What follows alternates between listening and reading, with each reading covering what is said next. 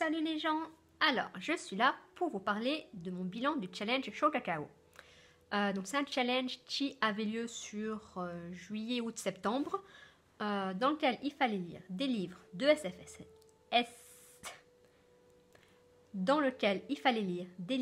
SFFF, avec des consignes différentes pour chaque mois, donc des livres de moins de 300 pages au début, puis des livres d'auteurs français, puis des suites de séries. Donc le challenge avait aussi pour but de promouvoir un peu les finalistes du PLIB, le prix littéraire de l'imaginaire Booktubers App, qui va annoncer le gagnant incessamment sous peu. Donc voilà. Alors j'ai lu 7 livres, si j'ai bien compté, dont alors 2 livres finalistes du PLIB, que je vais vous présenter en premier. Alors, j'ai lu Le souffle de Midas d'Alison Germain aux éditions du Chat Noir. Donc Alison Germain, c'est Lily Boutin, que je suis sur YouTube, et qui a fait pas mal de vidéos d'écriture, donc de conseils d'écriture, donc pendant qu'elle écrivait son livre. Et du coup, c'est vrai que c'était marrant de voir le livre finalisé, de voir que c'était un vrai livre, hein, ça a marché, c'est un vrai livre, elle a réussi. Sinon, donc c'est l'histoire de... Alors j'arrive jamais à retenir son prénom, pourtant ça fait plusieurs fois hein, que j'essaye. Louise, excusez-moi. Sinon, donc c'est l'histoire de Louise qui un jour va se retrouver confrontée à une jeune femme blessée, agonisante. Et voilà, le lendemain matin, elle se réveille chez elle, elle se souvient plus trop ce qui s'est passé, et de là va découler toute une aventure. Donc, comme le titre l'indique, une aventure en lien avec la mythologie grecque, pas forcément avec les dieux grecs, mais avec la mythologie grecque. Donc voilà, elle va se découvrir un pouvoir. Pareil, vu le titre, on se doute un peu. Et elle va devoir un peu apprendre à gérer ce pouvoir. Qu'est-ce que j'en ai pensé?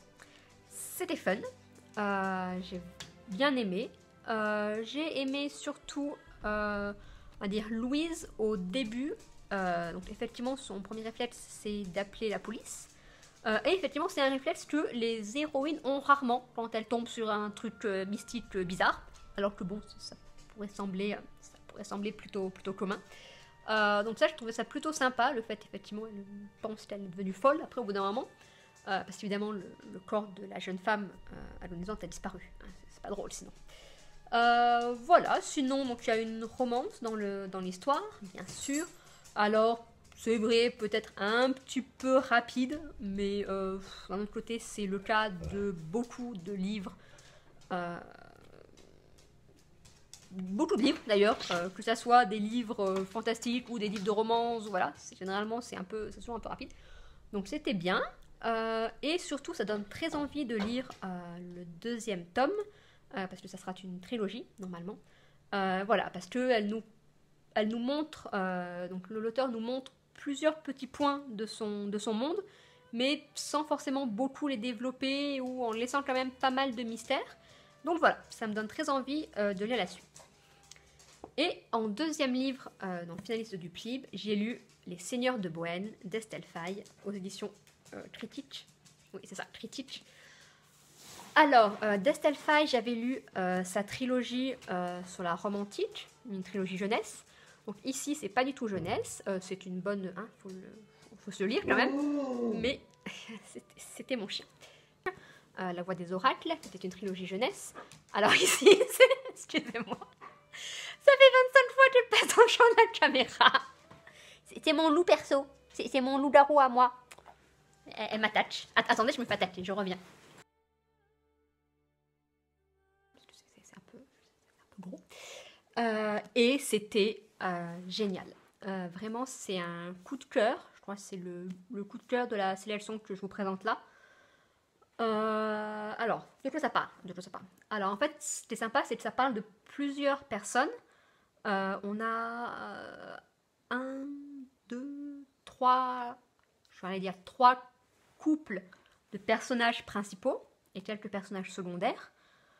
Alors, couple, parce qu'ils sont pas forcément ensemble tout le temps, ou ensemble de manière romantique dans leur histoire. Euh, et donc on suit effectivement la chute d'un empire, la chute de l'empire de Bohème, mais à travers des alors pas forcément exactement des petites gens, parce qu'il y en a un ou deux qui sont chefs de guerre ou des choses comme ça, mais vraiment effectivement à travers pas les plus grandes figures de l'Empire, pas les plus puissants, pas ceux qui seront le plus écoutés, ceux qui ont le plus de pouvoir, voilà. Et j'ai adoré tous ces personnages. Alors beaucoup Maëve, qui est une sorcière, mais effectivement pas une sorcière de grand pouvoir ou quoi que ce soit. Elle a le pouvoir de cristalliser du sel au bout de ses doigts. Et elle a essayé d'avoir plus de pouvoir, donc à cause des potions qu'elle a bu, elle a les cheveux verts. Voilà, donc c'était effectivement, et donc elle doit partir à la capitale porter un message de son peuple, donc qui vit dans un port qui est régulièrement attaqué qui va être attaqué par des navires noirs, dont on ne sait pas trop ce qu'il y a dessus. Voilà. Donc voilà, j'ai vraiment beaucoup apprécié le personnage de Maëve.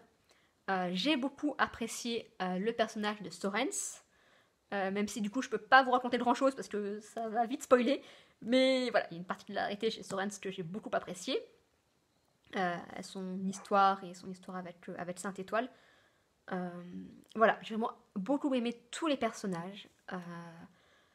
Le rythme du récit, que certains ont peut-être trouvé un peu long, mais que moi j'ai vraiment, vraiment aimé.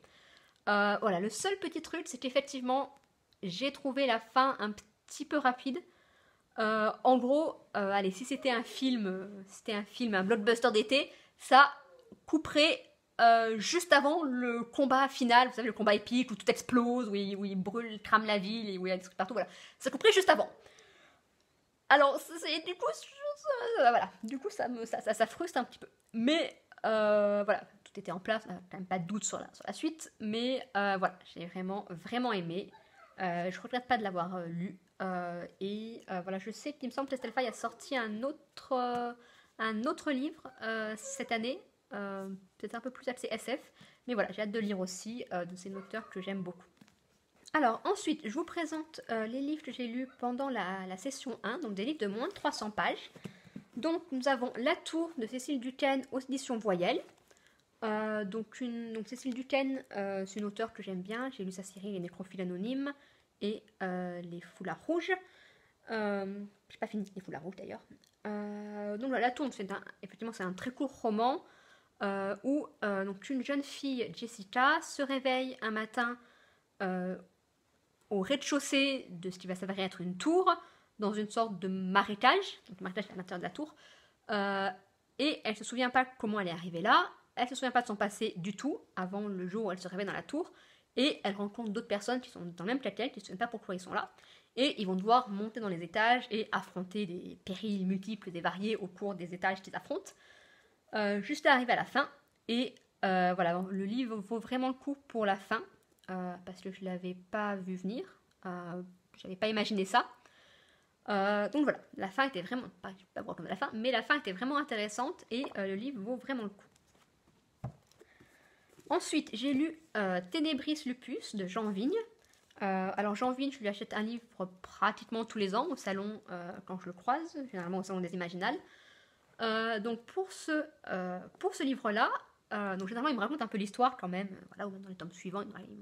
Là, il m'a dit Alexandra possède un secret et tu verras. Donc voilà, je vais vous raconter le même résumé. Donc c'est une fille qui s'appelle Alexandra, elle a un secret et vous verrez. Ah, c'est cool hein, comme résumé, hein. J'adore ce résumé. Donc effectivement, ça. Donc là, je ne veux pas trop vous en dire parce que ça parle pas du tout de ce que je pensais que ça allait parler, de ce dont je pensais que ça allait parler. Donc c'était vraiment très marrant d'être amenée dans une histoire que j'avais pas prévue. Parce que c'est vrai que voilà, dans beaucoup de livres qu'on lit, même si bon, je dis la tour, la fin m'a surprise un petit peu, mais on voit venir quand même la trame principale du récit. Là voilà, là c'était vraiment sympa, une bonne lecture et je serai le prochain Jean Vigne que je trouverai avec plaisir. Ensuite j'ai lu Absinthe et démons d'Ambre Dubois, donc c'est aux éditions Durier. Donc c'est une série de nouvelles, on va dire, mais qui concernent tous le même personnage dans le même monde. Donc c'est plus une série de chapitres un peu, quand même un peu clos. Parce qu'en fait, donc ça parle. Ah oui, alors c'est ça, c'est en fait, j'ai jamais prononcé à voix haute ce nom. Je l'ai lu à chaque fois. Lord Nermeril. Nermeril, oui, on va dire. Donc Lord Nermeril, on va dire, lui. Voilà, et de sa copine, la Corneille. Alors du coup, là, il va pas bien parce que voilà, il y a une corneille comme copine. Il mène des enquêtes. Donc voilà, en gros, c'est une nouvelle par enquête.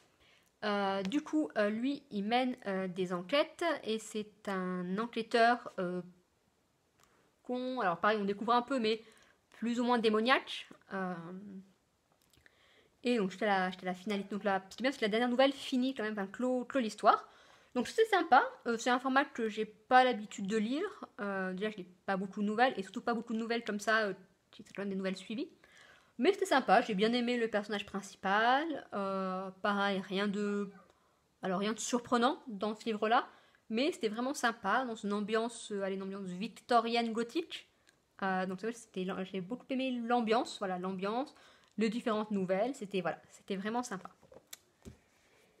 Et ensuite, alors je finis par le livre par lequel j'ai commencé à dire, parce que du coup je vous ai dit les livres dans l'ordre inverse, par donc, La ménopause des fées, Le crépuscule des dieux de Dudul, donc c'est aux éditions Bragelonne. C'est une vague réécriture du mythe arthurien, mais parodique, on va dire, c'est même plus humoristique, c'est carrément parodique, où donc Merlin l'Enchanteur est un ivrogne SDF qui vit sur un banc de métro, où les trois fées, Viviane, Morgane et Clochette, Vivi, Morgane et Clochette, donc ces petites fées genre Clochette, voilà, qui vivent dans les poubelles à côté, voilà, et donc Merlin veut essayer de recréer le mythe arthurien avec une coiffeuse qui s'appelle Guenièvre et un pseudo-voleur qui s'appelle Arthur. Donc voilà, c'était vraiment marrant, c'était bien fait, donc pareil c'est court, donc ça se lit assez vite. Voilà, il me semble que ça fait partie d'une série ou d'une trilogie, je suis pas sûre. Donc je verrai, dites-moi si vous savez et j'essaierai de trouver les autres. Ensuite, il me reste à vous présenter les livres que j'ai lus pour les auteurs français. Alors le problème, c'est que du coup, ça aurait pu arriver dans la saison 3, suite de série. Le problème, c'est que les relectures ne comptaient pas dans le challenge. Et que moi, quand je lis une suite de série, je relis toujours tout depuis le début. Ou pratiquement tout depuis le début, très souvent. C'est pour ça que j'ai lu les premiers tomes de Harry Potter 15 fois et le tome 7 que je sais pas, 10 fois. Je les lis souvent. Donc, ici, le but était de lire le 6e tome de Rebecca Chin Origine. Donc, c'est la série et chez J'ai lu, c'est ça. Donc 6e tome qu'on avait attendu longtemps, quand même, entre le tome 5 et le tome 6, on a attendu longtemps. Où effectivement, au début, moi j'étais un peu déçue parce qu'il est beaucoup plus petit que les autres. Si vous avez, voilà, le tome 5 est là et le tome 6 est là. Vous voyez, il est quand même beaucoup, beaucoup plus petit. Pour le même prix, bien sûr. Aussi. Donc voilà, au début, c'est vrai que j'étais un peu déçue. Mais après, voilà. Voilà, donc je les ai quand même tous relus. Donc je vais vous parler plutôt de la série parce que je ne vais pas pouvoir vous parler du tome 6 si vous n'avez pas lu les autres. Rebecca Chin, c'est une série que j'aime beaucoup pour plusieurs choses. Donc, c'est une série donc, de Bitlit. Donc Rebecca Chin, hein, c'est elle. C'est une sorcière de guerre, pour être précis, qui a fui son clan le jour où elle a appris qu'elle était enceinte et qui est donc venue aux États-Unis pour élever sa fille. Donc déjà le fait que l'héroïne d'une salade Bitlit soit une mère de famille, donc avec une fille, c'est une originalité qui est très sympa, du coup elle a quand même un peu plus les pieds sur terre. Surtout que j'adore sa fille. Alors sa fille s'appelle Léonora. Elle s'appelle Léonora. Et elle est tordante parce que c'est une ado. Alors même si au début, je crois qu'elle a une dizaine d'années, je crois au début, elle est assez jeune, mais comme elle grandit, on va dire, elle mûrit plus vite qu'un humain normal. C'est une ado tout le long. Et donc c'est une ado qui est donc à moitié sorcière de guerre et à moitié vampire. C'est pas un spoiler, elle est déjà très tôt dans le premier tome, je crois.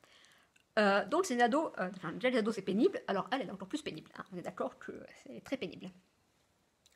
Mais elle est adorable. Et donc Rebecca finalement est engagée aussi par toutes les créatures. Au début elle passait inaperçue, mais elle est engagée par toutes les un conseil des créatures. Donc vampires, loups-garous, métamorphes, chamans, démons. Et elle devient l'assassine du Directum, du groupe de créatures. Donc en gros c'est le shérif.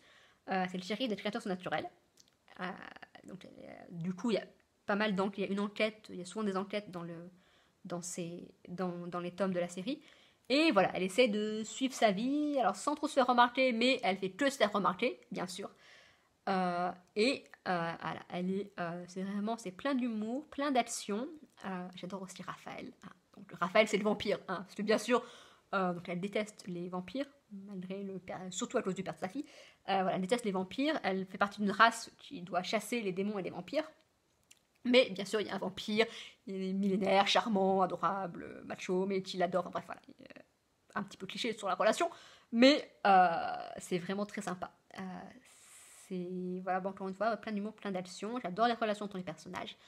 Donc voilà, si vous cherchez une bonne série d'urban fantasy, franchement, lancez-vous, parce que Rebecca Chin, c'est top. Et en plus, normalement, l'auteur a annoncé le tome 7 dans pas longtemps, et un tome intermédiaire, une nouvelle intermédiaire sur Leonora, justement, sur la fille de Rebecca. Donc voilà, j'ai hâte vraiment de lire les prochains tomes, et c'était vraiment une lecture super. Voilà qui conclut mes lectures pour le challenge Chaud Cacao.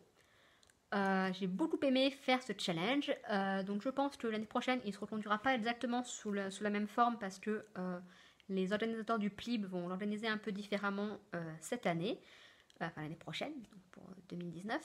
Sachant que, donc on verra, mais je me suis inscrite comme jury pour le prix de l'année prochaine. Donc on peut s'inscrire, ils ont ouvert les inscriptions à partir d'hier.